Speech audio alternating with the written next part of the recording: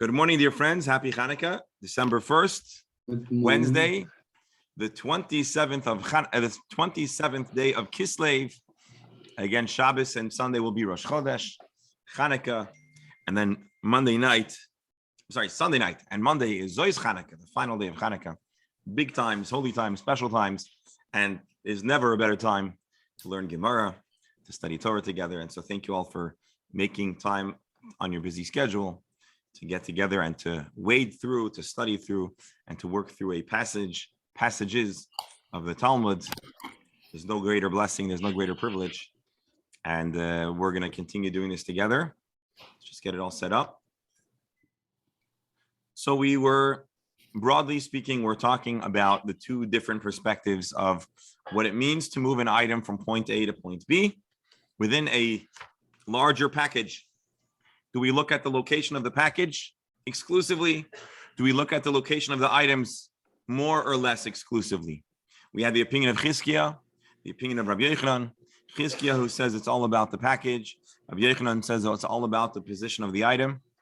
And our Gemara introduced us a challenge that was presented primarily to Rabbi Yochanan. Rabbi Yochanan, again, is the one who says that the location of the item, right? Help me out over here. Rabbi Yochanan is the one who says that we look at the individual items, correct? And so we ask on that based on a somewhat secondary, obscure, I don't want to say obscure, but a secondary discussion.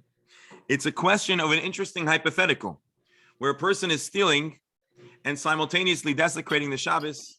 Do we say that the minor transgression, or I should say the minor consequence, is waived because and in light of the mega consequence or not? Usually there is a lag between the moment the item was stolen, the moment the robber, the thief, steals. When we say acquire, it's not like a purchase, it's not a legal acquisition, but it means you took it, you put it into your own possession, into your own rishus, and now it's your responsibility to get it back to the owner, and it's your responsibility, if caught, to pay a penalty, a fine as well. You'll pay double.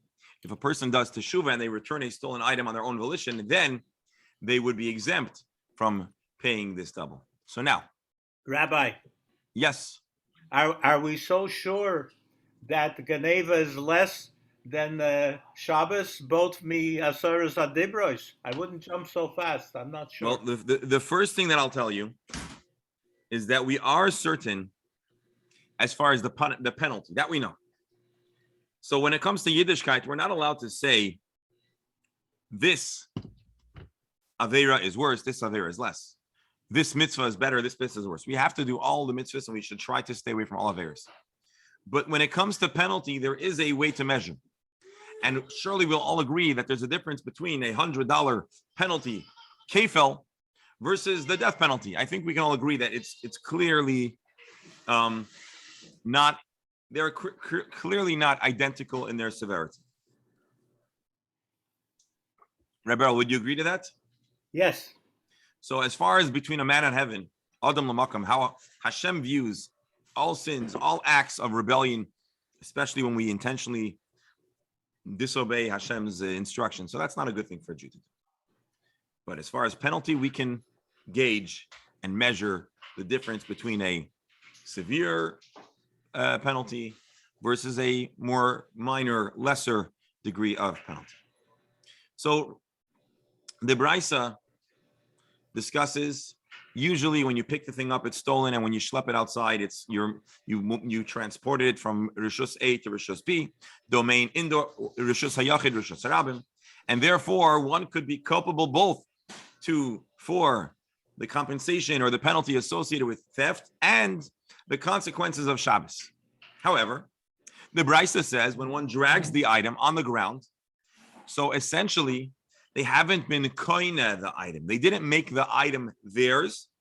Again, this is not an appropriate or legally acceptable method of making something yours, but it becomes your problem. It becomes in your domain. when you drag it, so then simultaneously two things happen. It leaves the domain of the ownership and enters your responsibility. And it also has been transported by you from point A to point B, from Rishus HaYachid to Rishus HaRabim, and then plausibly then one would only be liable for the death penalty. Now, this is not here trying to give a ganef a creative avenue to steal and not have to pay back. We are discussing, in a sense, a hypothetical. But this hypothetical is actually important because it conveys to us, parenthetically, some of the principles of carrying on Shabbos. And particularly, it's a great instance because a purse, a wallet, is very much like our basket. It contains within it a number of isolated, fragmented items. And you have the moment where some of the items are on the inside of the airspace, some of them on the outside. And so it's an interesting analogy to our basket discussion. And therefore, it is introduced here, seemingly, to disprove Rabbi Yochanan. How does it disprove seemingly Rabbi Yochanan? Because ostensibly, hold on, just gonna hit mute all. Seemingly, if the vessel, if the basket, or in this case, the wallet, fuses everything together, so then when you take the item out of the Rishus HaYachid, you have stolen, but you have not yet fully carried on Shabbos.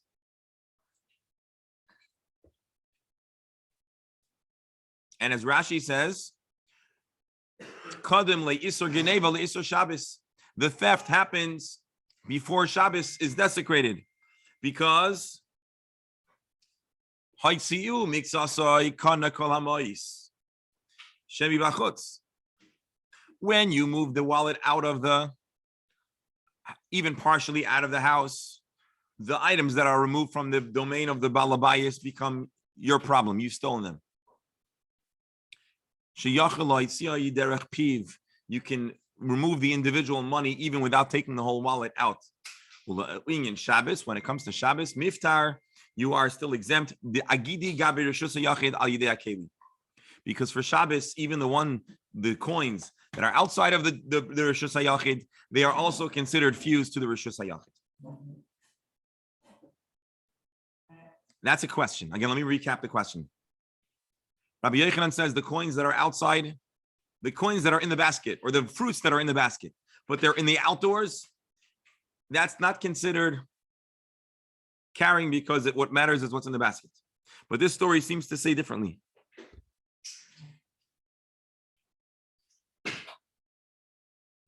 Which would be a problem for Rabbi Yochanan. Again, Rashi explains, you can steal the money through the opening, even though the wallet is still straddling two domains. And the Gemara gives an answer, which I didn't understand yesterday, but today I believe I do understand. We're talking about Ta'afke Derech Shulav. If he was carrying it by the bottom of the purse, you cannot remove the money. And therefore, it's not considered theft until it's from Shalom Aleichem. Kim Taran. You want to daven? Go ahead, Shalom, help not. So the Gemara says, "Va'ika makam chalama," but there's still the seam. And I suppose, let's see Rashi. Makam atzfira sheyachol lekroya lohaitzi. Conceptually, hypothetically, and plausibly, you can remove the stitch. Again, this is all the theory of the Maisa Geneva. This is all the theory of stealing. In reality, these things happen in a split second, right? You carry something from in to out. Our question is, the moment where the item passes through that airspace, is it simultaneous, the theft and Shabbos, desecration of Shabbos, or not? So to parse that moment, freeze the frame. If you could freeze the frame, the moment the guy, if you have the cameras, right? You have your security cameras on and you catch the ganef and you see him carrying the package through the doorway. If you could freeze that frame, in that very moment, could we separate between the moment of theft and the moment of Shabbos? And it seems our ability to divide the two is dependent on the access to the money from the portion of the purse that's outside, even while part of the purse is indoors.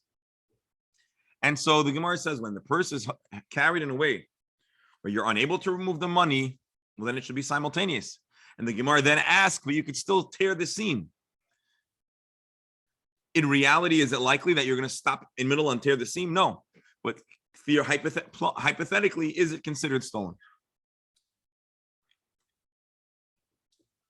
And the Gemara says here, the Ibay Mafkale v'shakel, he's able to tear it open and steal it. So the Gemara answers, and by the way, turn the page to 92a. Binischa, it's stitched up, not with regular stitching, but with a metal bracket or a metal clamp that solidly closes it, and you're unable to tear it. Here's what I imagine. Once upon a time, the craftsmanship isn't like today. Because in China, they do a fantastic job. No, I'm kidding.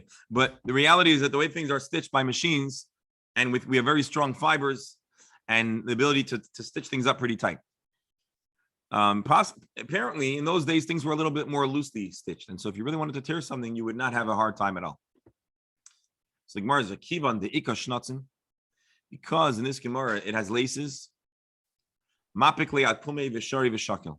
Let's read Rabbi Stein. I'm sorry, the Gemara answers. Here we're talking about long metal strips. As long as the entire purse is not in the public domain, he can acquire any of the long strips. Oh, I misread it. I'm sorry.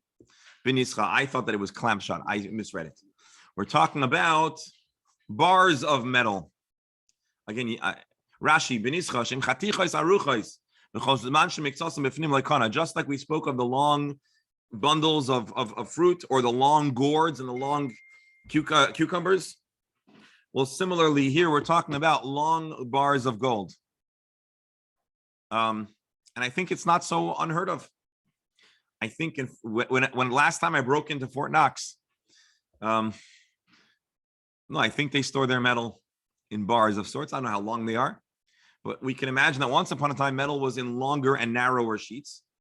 And so if your purse has a bunch of metal bars, so then until you remove the whole thing, a piece still remains inside. Easier to imagine a smaller purse than a larger bar. The kivan the ikashnatzen, being that the purse has laces that seal its opening. Mapikle at pume v'shari v'shakel ushnatzim agidim megavoyi. Let's read Rabbi Steinhauser. Since the purse has laces to close it, to be chayiv for stealing, all he needs to do is have access to the opening of the purse. Since the laces are inside the house, he wasn't mechalo Shabbos. To steal, he could steal, but it also prevents it from being considered stolen. So the Gemara answers, okay, the lekashnatzen, let's say that it's an open bag.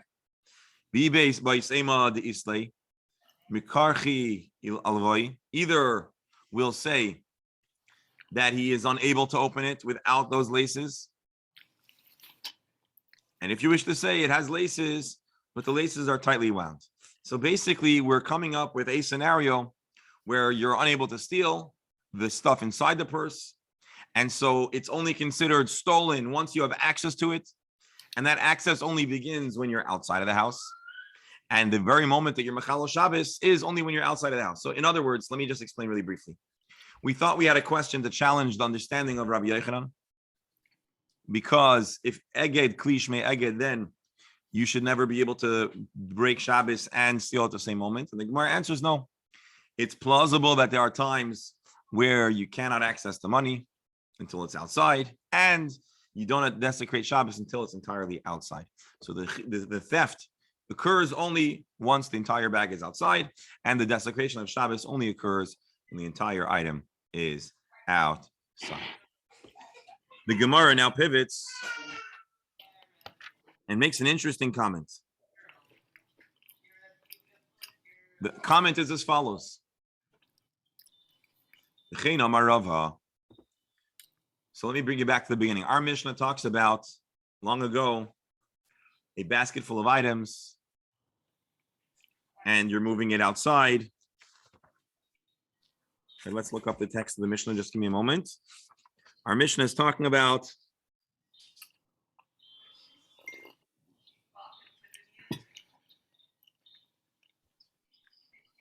Hold on. Our mission is talking about a basket of fruits that's placed on a threshold.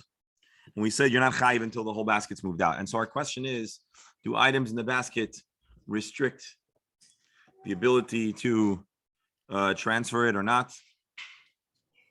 And so we had two interpretations.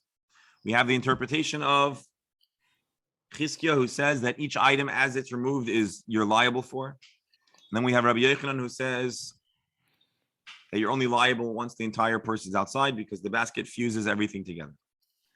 That difference of understanding the halachas of moving a basket, if a basket incorporates everything that's within it, there's other rabbis who have a similar machlokes. Rava had the same interpretation.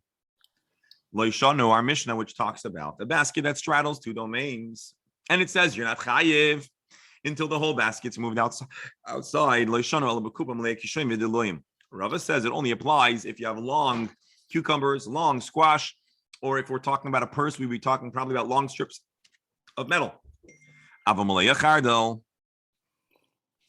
If it's full of small items such as mustard, chayiv, you're chayiv. Why? Because although the whole basket is inside and outside, or I should say the whole basket hasn't been brought outside, the individual items of mustard are entirely outside. Alma, from here we can infer that Rava says, eged, kli lo shmei eged. A vessel, a basket, a wallet, does not have the ability to fuse all of its items together and to it, so that you have not desecrated Shabbos until the entire basket is removed from the Rishos HaYachid. This should sound familiar because this is the viewpoint of Chizkiah.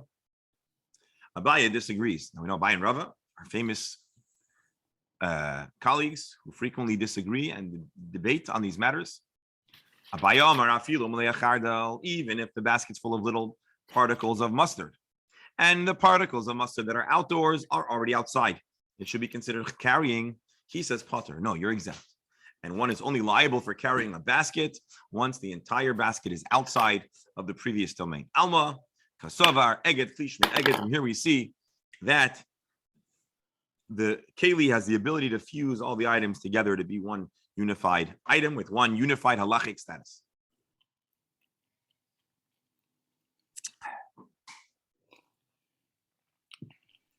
The Gemara now observes a very funny is the wrong word, a very interesting turn of events. Abaye and Rava are disagreeing vigorously. And we see this sometimes. All of a sudden, come Abaye, B'shita say the Rava. Abaye, after mulling over the presentation of Rava, adopts Rava's viewpoint. So you'll say, great, everyone agrees, but that's the problem. Come Rava, however, mulled over what Abaye said. B'shita say the Abaye. And so we have a reversal of positions, where suddenly Abaye embraces Rava's viewpoint, Rava embraces Abaye's viewpoint. Rashi says, Shneyem chazru b'divreyam, each changed their opinion, v'hechlifom. And so now we have a reversal of opinions.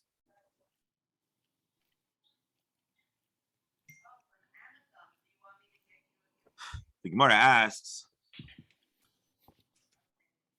the Gemara observes, if that's the case, that Rava and Abaye both changed their opinions, Rami Abdabaya Adabaya, we have a problem where Abaye seems to have an inconsistency in his own halachic theories. The Rami, the Rava, Adarava, and Rava too will find is inconsistent in some of his theories.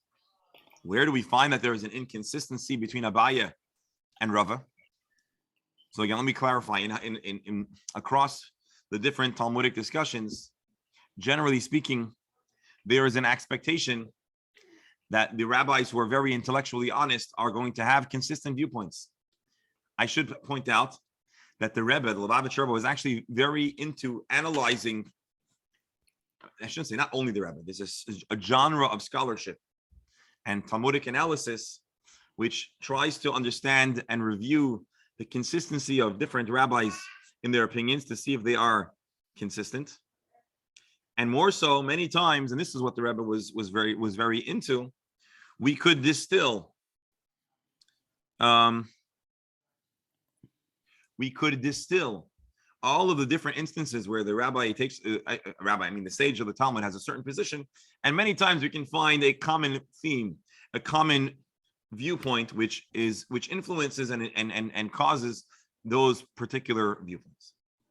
So back to our Gemara, there's an expectation that under normal circumstances there should be a general consistency between Rava's positions, and Abaya should be consistent in his position. So where is there a contradiction? Rabbi, we have a yes, Rabbi Beryl.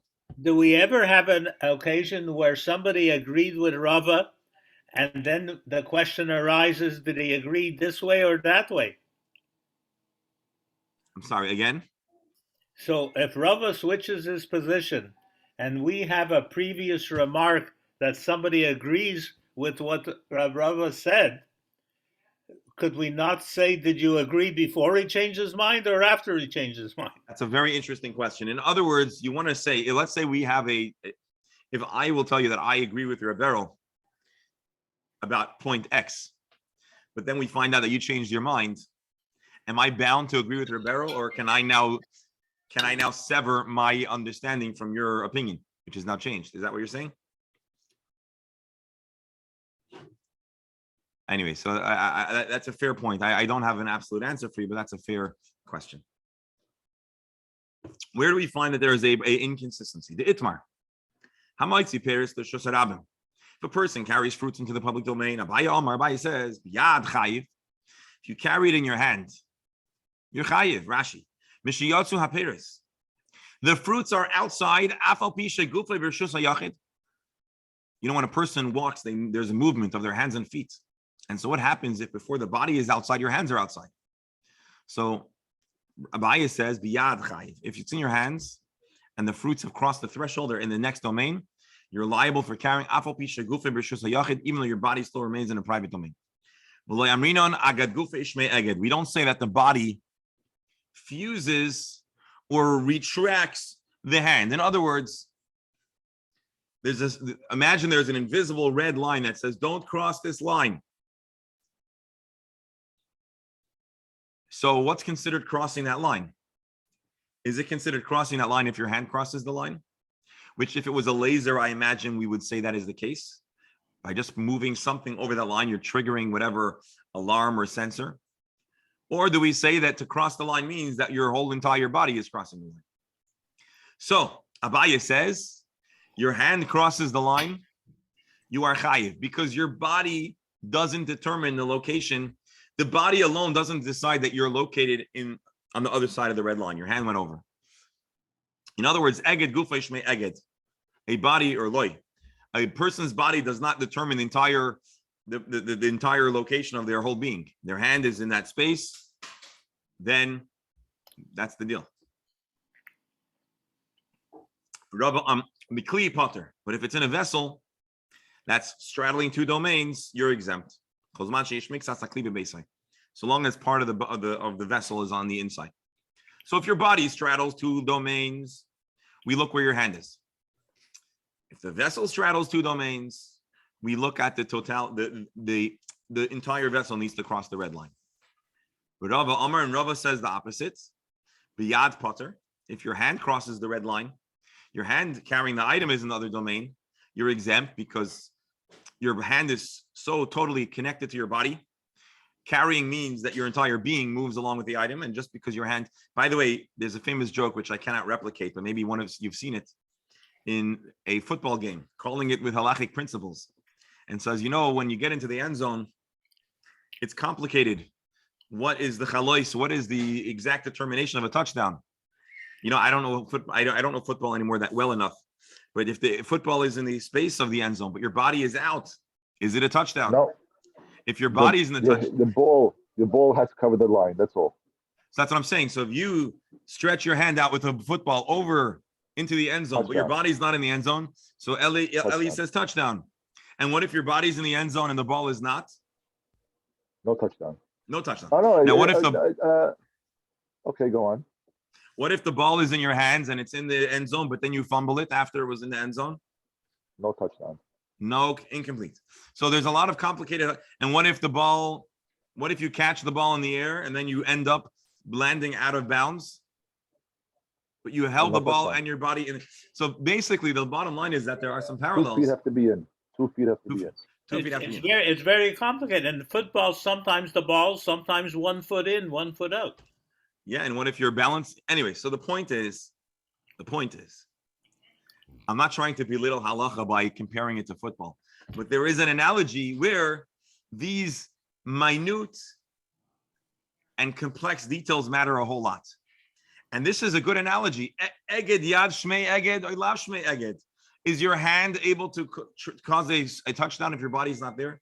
And that's, in a sense, a good analogy for this question over here. Abaya says, biyad chayiv. Your hand is not attached to your body. If your hand is in the end zone, touchdown. But he would also say if your hand is out of bounds, it's out of bounds. Rava says, no, biyad potter. We look at your body's location. And the football although the football is wherever it is, but the football follows the location in the place of your body. Biyad potter b'kli chayiv. However, Rava also says that for a vessel, if it's partially over the line, you're chayiv. It's considered entirely over the line. This is the teaching of Abaya and Rava, which Can I ask a question? conflicts. Yes, go ahead. So with regards to carrying and shogeg, I am assuming that the issue was that you should have checked in advance your pockets to make sure that you don't have anything. And by chance, and if you forgot to check and you walk outside, you're shogeg and you have to bring a chatat. Okay. What happens if you have something in your hand or in your pocket, you're in Rishut HaYachid, but you're pushed out? So what's not even a question of you checked that, you were supposed to check something. You were pushed out or you fell. So is that considered shogeg and you have to bring a chatat, or are you patur? So it's a good question. There's a whole, without giving you an absolute answer, there's a whole discussion. There's a difference between mezid, shogeg, ones, and there's other categories too. But there's an intentional there's an intentional act. There's a mistaken act, meaning you didn't realize, and then there's ones, which is out of your control. So certainly, if you're pushed, or or someone has some kind of medical event, or the wall collapses, or whatever, there's scenarios that are considered honest. It's not you could not have anticipated, and that is certainly not what we're talking about. Where it gets more complicated is indeed what we're talking about over here, which is that it was a mistake. What's the mistake? Hold on. What's the mistake? Well, for example, maybe you forgot it's Shabbos. You're running. It ever happened? You wake up and you're running. You take your keys and you swing open the door and your hand is outside, and it's Shabbos, and you pull your hand back inside. So our question is that a shogeg? I'm sorry, it is a shogeg, but is that considered? Do we look at where your body is and Baruch Hashem, it's a save, or do we look at your hands? And so that's the question. This all was introduced, by the way, just parenthetically to show us a possibility that Abai and Rava are inconsistent, not so much with a hand, but with a keli. Because let's look up right over here. Rava here said that we don't look at the vessel, we look at the items in the vessel. Abaya says we look at the vessel. Here, Rava says we look at the vessel. I'm sorry, here, Abaya says we look at the vessel, and Rava says you don't look at the vessel. So it's the opposite. So the Gemara answers Epoch. We have to swap the opinions so that Rava is the one who says biyad chayiv. So Rava says chayiv, etc. I hate to do this, but Baruch Hashem, once again, we spent a good half hour learning Gemara, and it's a wonderful way to spend time on Hanukkah. Just to give you the updates, here we are, Baruch Hashem, 185. What a beautiful number, 185490. But it's still only 18% of this beautiful number. And so Baruch Hashem, there's a lot of work left for Morning. It grew, Baruch Hashem, it grew by beautifully. And so as it grew now, may it continue to grow with Hashem's help. And so I just want to share with you the update. You know where my mind is at. I want to give a big, big thank you to all those who donated publicly and anonymously, and as part of the Talmud crew, and as part of other crews. And the main thing is, forget the campaign for a moment. Hashem should answer kol mishalis libeinu l'tova. Hashem should give all the answers to all of our prayers for health and happiness and naches and gezunt and elevators too. And the main thing is it should be a continued joyous Freilich Hanukkah. And feel free to spread the link, miracleonoceandrive.com / I think Talmud crew. Anyways, a big Yasher Koyach. Have a wonderful, wonderful Hanukkah. Thank you for indulging my, I don't want to say it's a Mishagas. I think it's the opposite of Mishagas, but thank you for indulging me nonetheless. And I want to wish everyone a wonderful Hanukkah. See you all tomorrow. Be'ezer Hashem. Rabbi. Rebberal, I'm going to call you. Perfect. Thank you. Okay, have a great day. Bernie, are you coming back? When I feel at the elevator.